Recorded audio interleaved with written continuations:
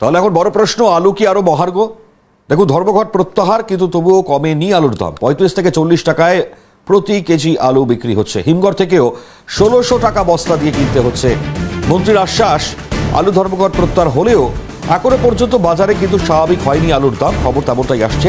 এবং যেটা বলছিলাম, নির্দিষ্টভাবে গতকালই আপনাদেরকে দেখিয়েছিলাম, বেচারাম মান্না তিনি একেবারে অসৎ ব্যবসায়ীদের উদ্দেশ্যে কড়া বার্তা দিয়েছিলেন এবং একটা গুরুত্বপূর্ণ বৈঠক, সেই বৈঠকও অনুষ্ঠিত হয়েছিল।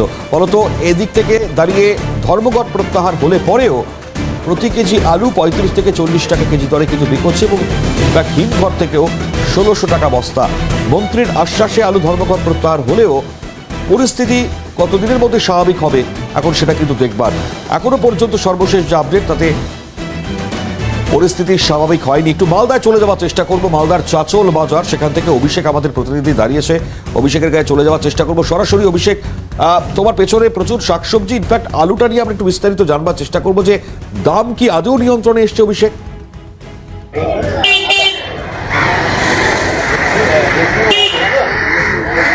দেখো, দুদিন ধরে টানা জট থাকলে, অর্থাৎ দুদিন ধরে কিন্তু পুরোপুরিভাবে আলু ধর্মঘট চলছিল, যার কারণে কিন্তু আলুর দাম এক্সেস পরিমাণে ছিল, কিন্তু জট কেটে গিয়েছে, কিন্তু এখনো পর্যন্ত আলুর দাম কিন্তু কোনোভাবেই স্বাভাবিক হয়নি, অর্থাৎ স্বাভাবিক ছন্দে ফেরেনি আলুর দাম।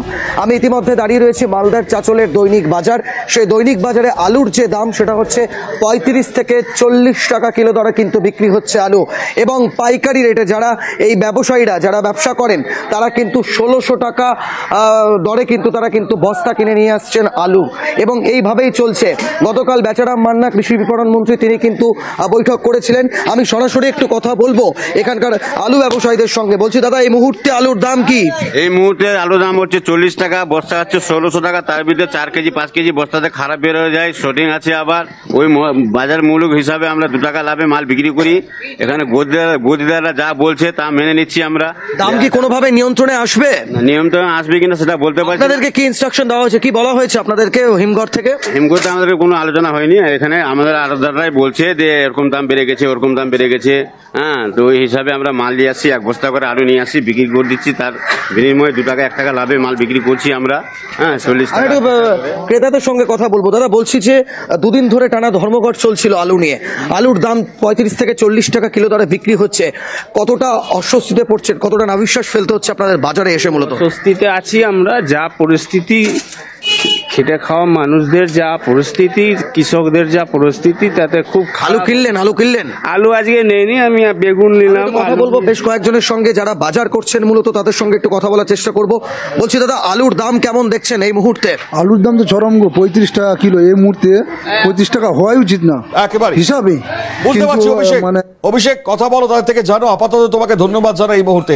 ওনাদের হুগলির দিকে চলে যাওয়ার চেষ্টা করবো, সুভাষের কাছ থেকেও আপডেট নেব কি পরিস্থিতি চলছে সেখানে। সুভাষ, কি পরিস্থিতি?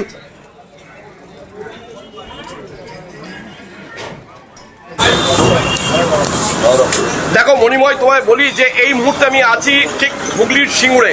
তোমায় এখানে চিত্রটা দেখায় যে গতকাল এখানকার আলু ব্যবসায়ী সমিতির যিনি সম্পাদক সুকুমার সামন্ত, তিনি কিন্তু স্পষ্ট করেছিলেন যে কর্মবিরতি অন্য জায়গায় হলেও এই সিঙ্গুর রতনপুর মার্কেটে তারা কিন্তু এই কর্মবিরতিতে যাবেন না, এমনটাই তিনি স্পষ্ট করেছিলেন। স্বাভাবিকভাবে তুমি দেখতে পাচ্ছ ইতিমধ্যে আমি এই রতনপুরে আছি, সিঙ্গুরের রতনপুর।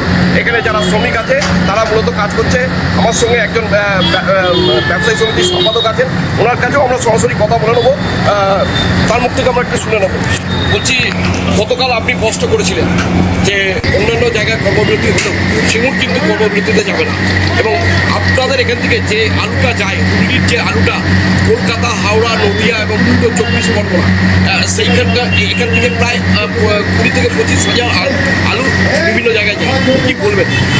দেখুন, আমরা আমাদের যখন পশ্চিমবঙ্গ প্রগতিশীল আলু ব্যবসায়ী সমিতির রাজ্য কমিটির আমাদের যে সভাটা হয়েছিল, সেই সবাই কিন্তু আমরা বলেছিলাম যে আমরা একটানা কর্মবিরতি করতে পারবো না, লাগাতার কর্মবিরতিতে আমরা নেই। কারণ আমরা কলকাতার পাশে, এবং আমাদের মন্ত্রীমশাই, কৃষি বিপণন দপ্তরের মন্ত্রীমশাই প্লাস মাননীয় মুখ্যমন্ত্রী মহাশয় আমাদের তলব করেন, এবং সিঙ্গুর নিয়ে সবসময় যে সিঙ্গুর যেন বন্ধ না করে। একেবারেই বুঝতে পারছি। ধন্যবাদ জানাবো আপাতত।